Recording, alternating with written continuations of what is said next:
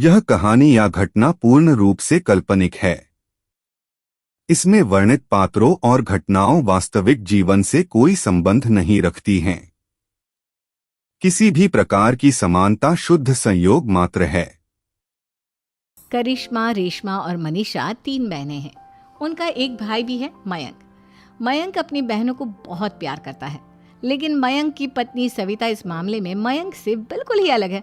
वो अपनी ननदों का जितना बुरा कर सकती है उतना बुरा करती ही रहती है और अपनी ननदों पर हुक्म भी चलाती है।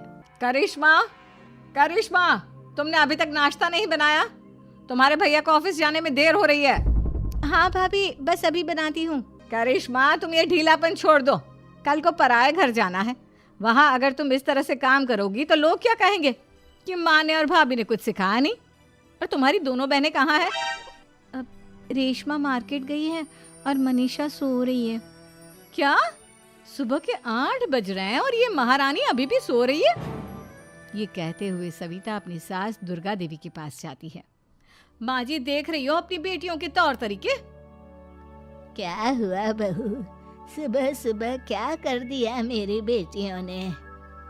अरे एक तो अभी अभी उठकर किचन में गई है, दूसरी सुबह सुबह बाहर चली गई और तीसरी अभी तक सो रही है। क्या करूं मैं इन तीनों का? मैं तो परेशान हो गई हूँ। जा जाकर उठा उसे और रेशमा से मैं बात करती हूँ।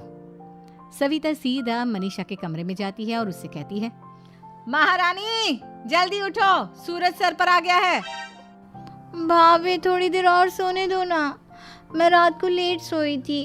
वो क्या है ना, यूनिट टेस्ट चल रहे हैं। शराफत से उठती है या नहीं, या फिर पानी की भरी बाल्टी डालूं तेरे ऊपर? नहीं नहीं भाभी, मुझे बिस्तर में नहीं नहाना, उठती हूँ मैं। मनीषा जल्दी से उठकर बाथरूम में चली जाती है। सभी आराम से बैठकर नाश्ता कर रहे होते कि तभी रेशमा बाजार से हाथ में सामान लिए आ जाती है। रेशमा को देखते ही सविता उस पर बरस पड़ती है। लो, आ गई महारानी। ऐसा भी क्या सामान लाना था जो सुबह आंख मलते ही बाजार की तरफ रवाना हो गई? भाभी, कल आप ही तो चीख रही थी कि घर का सारा सामान मुझे ही लाना पड़ता है, घर में किसी को भी किसी काम से कोई लेना देना नहीं है। अब मैं बाजार जाकर सामान ले आई तो आपको इस बात से भी तकलीफ हो रही है? देख रही हो माँ जी, अपनी बेटी की जुबान कैंची से भी तेज चलती है। और मयंक, आप तो कुछ कहेंगे नहीं अपनी लाडली बहन को।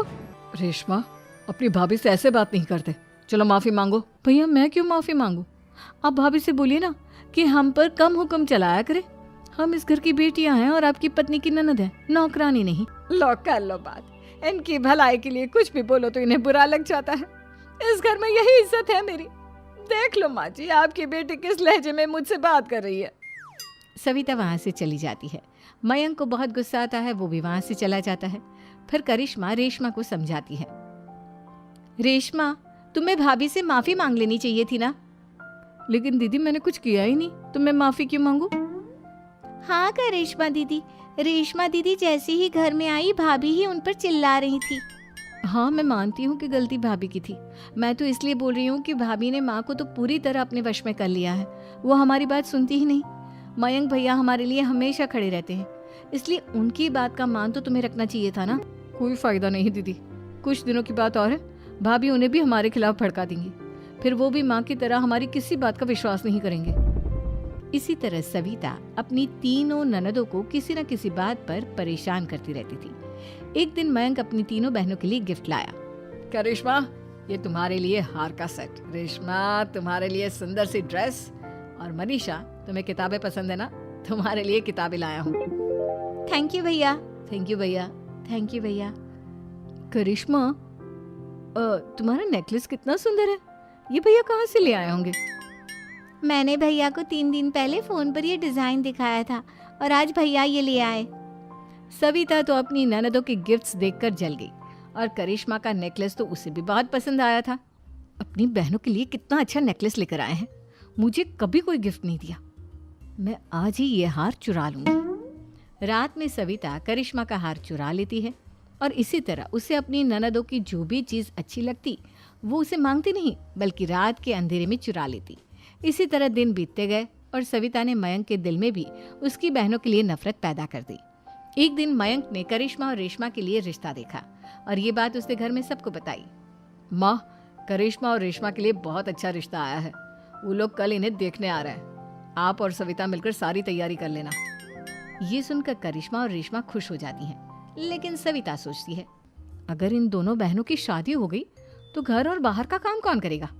मनीषा तो एक नंबर की कामचोर है, उससे तो किसी बात की उम्मीद लगाना ही बेकार है। मुझे इस शादी को रोकना होगा। अगले दिन सभी लड़के वालों के स्वागत की तैयारी करने में लगे होते हैं। तभी मयंक अपनी बहनों से आकर कहता है, तैयार हो गई तुम दोनों?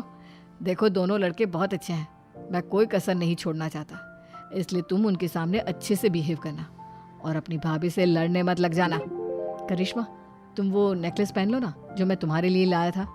भैया मैं बहुत देर से वो नेकलेस ढूंढ रही हूँ, लेकिन मुझे मिल ही नहीं रहा।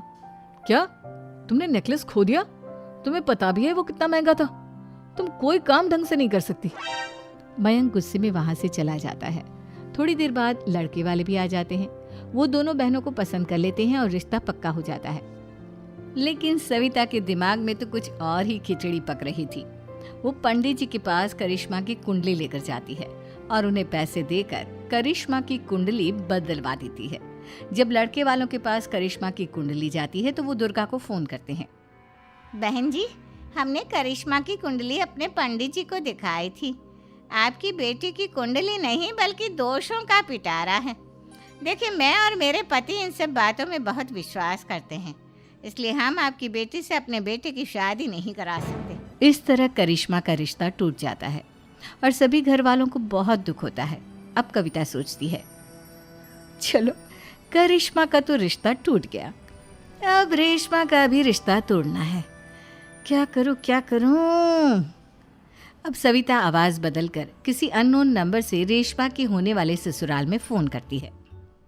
हेलो, मैं कौन हूँ कौन नहीं ये आपके लिए जानना ज़रूरी नहीं। बस इतना सुन लो कि रेशमा का 2 साल से किसी के साथ अफेयर चल रहा है। बस रेशमा का रिश्ता तोड़वाने के लिए सविता का इतना कहना काफी था। अब रेशमा का भी रिश्ता टूट गया। मयंक और दुर्गा देवी ने रेशमा को खूब खरी खोटी सुनाई और उससे बार बार उस लड़के के बारे में पूछने लगी। आप दोनों मुझे क्यों परेशान कर रहे हो? अरे कोई लड़का होगा मेरी लाइफ में तो मैं बताऊंगी ना, जब कोई है ही नहीं तो कहाँ से लाऊं मैं कोई लड़का? तो तेरे होने वाले ससुराल वालों को फोन किसने किया था? माँ, मैं नहीं जानती किसने फोन किया था, मैं सच कह रही हूँ। मैं तो पहले ही कह रही थी इसकी लगाम खींच कर रखो, लेकिन मेरी सुनता ही कौन है। आप चुप रहिए भाभी, ये सब आपका ही किया धरा है। अब तीनों बहनों को विश्वास हो जाता है कि ये सब उनकी भाभी ही कर रही है। तीनों बहनें अपनी भाभी को सबक सिखाने के लिए एक वकील कर लेती है और घर में हिस्सा मांगना। देखो भैया, माँ बाप की जायदाद में जितना बेटों का हक होता है उतना ही बेटियों का, इसलिए इस घर के 4 हिस्से होंगे और हमें अपना हिस्सा चाहिए। मैंने तुम्हारे लिए क्या क्या नहीं किया और तुम इस घर में हिस्सा मांग रही हो? भैया, आप और माँ हम बहनों की कोई बात नहीं सुनते हो और भाभी हमारी शादी नहीं होने देगी क्योंकि उन्हें लगता है कि आप हमारी शादी में ज़्यादा पैसा लगाओगे और उन्हें हम जैसी फ्री की नौकरानी कहाँ मिलेगी। तो हम भाभी के साथ तो रह नहीं सकते, हम बहनों को अपना हिस्सा चाहिए। अरे तुम्हें शर्म आनी चाहिए अपने भाभी पर ऐसा इल्जाम लगाते हुए।